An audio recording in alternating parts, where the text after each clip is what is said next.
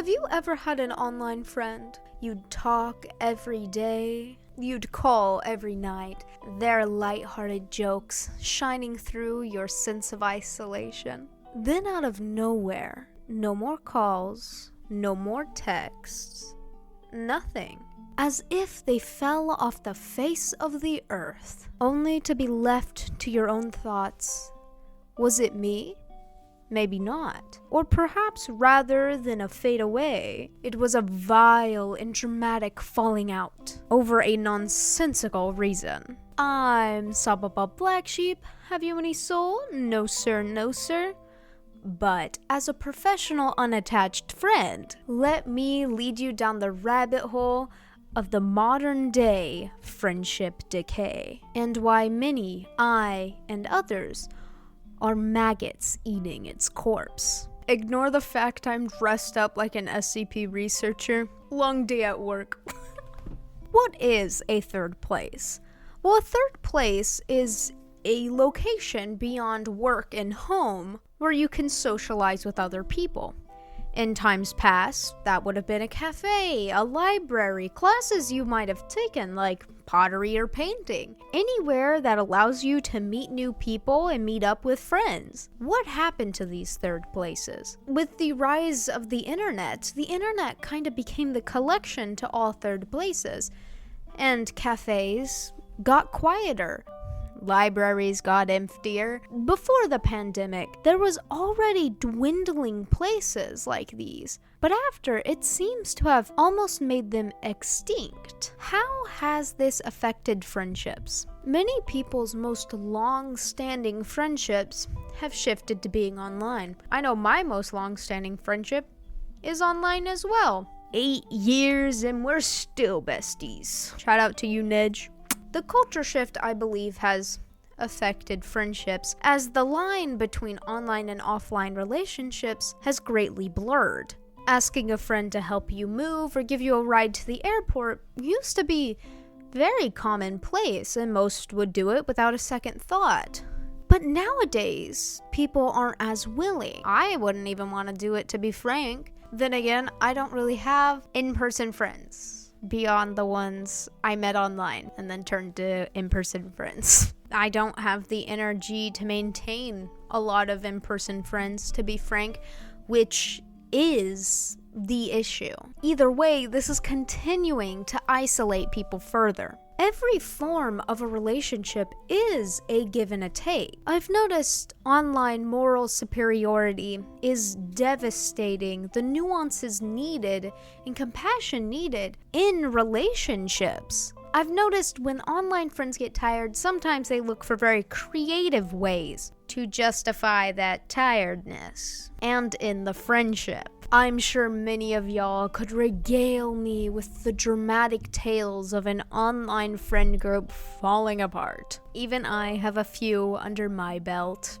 I think this obsession with moral superiority came from many of us from a young age consuming a lot of drama content on YouTube. We feel it necessary any divide to be ethically black and white, when in reality it normally isn't.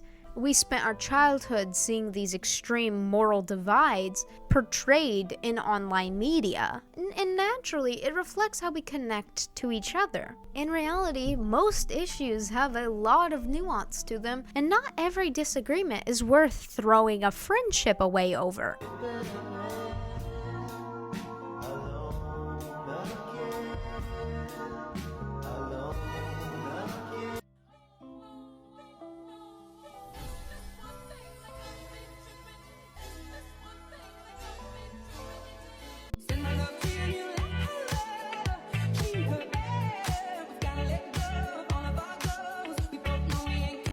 About y'all, but I've seen videos like this and heard countless stories of drama in online friend groups and communities. I'm sure many of y'all have experienced the dramatic falling out of online groups if you've made a habit of being a part of online spaces.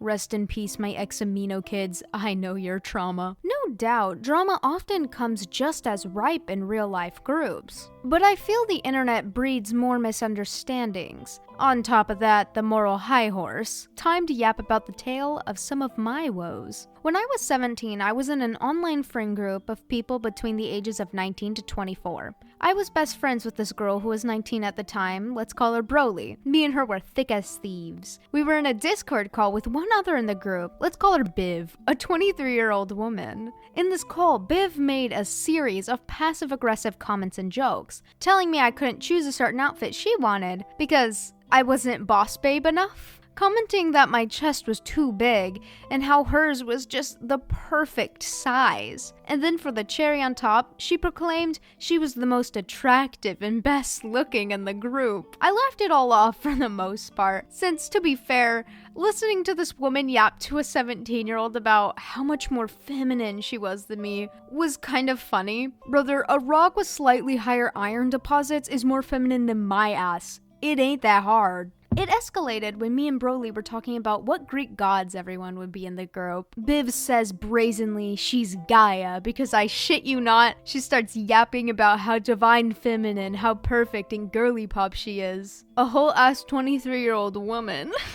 Me and Broly naturally thought this was a bit, so we laugh and say she's more like Hera. Mind you, I don't dislike Hera.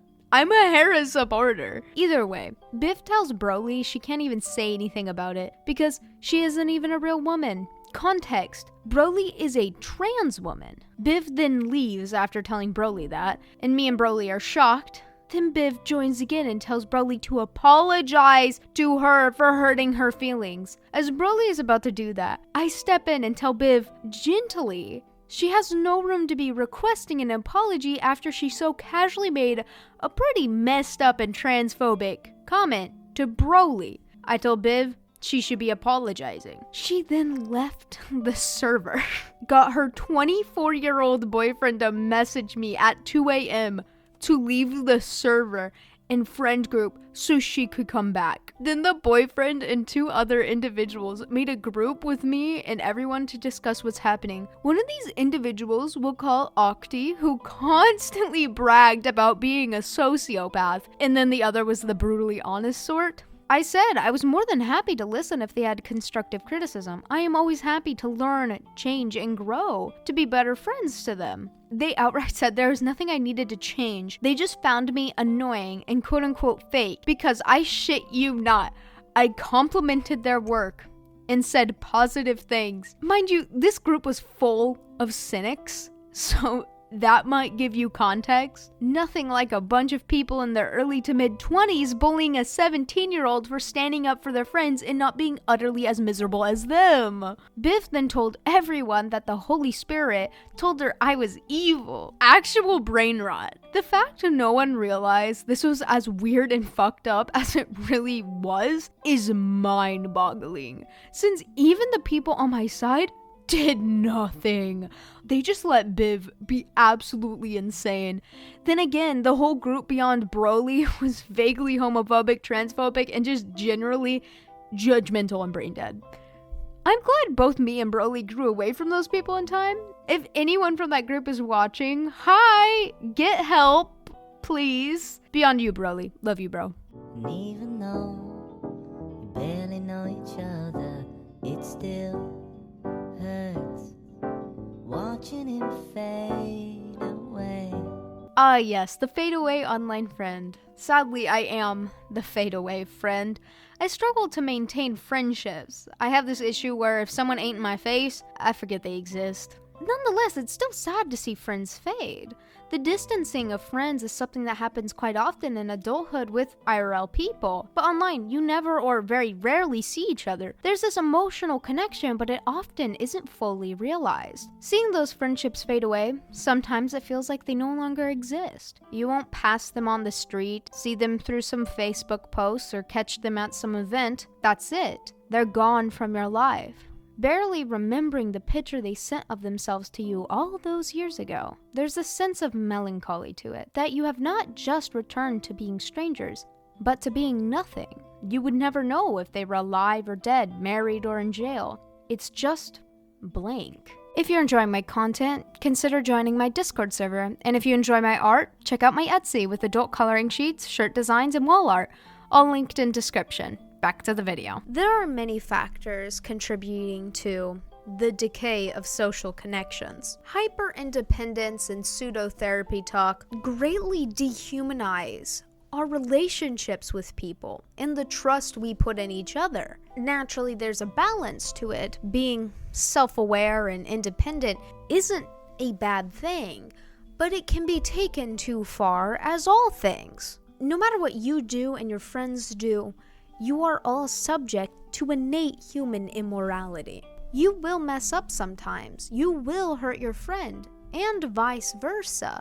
Be understanding without putting yourself at detriment. Always look to grow, change, and learn. If your friend messes up and they clearly show a desire and ability to change, I encourage you to be understanding and communicate. They are human just like you.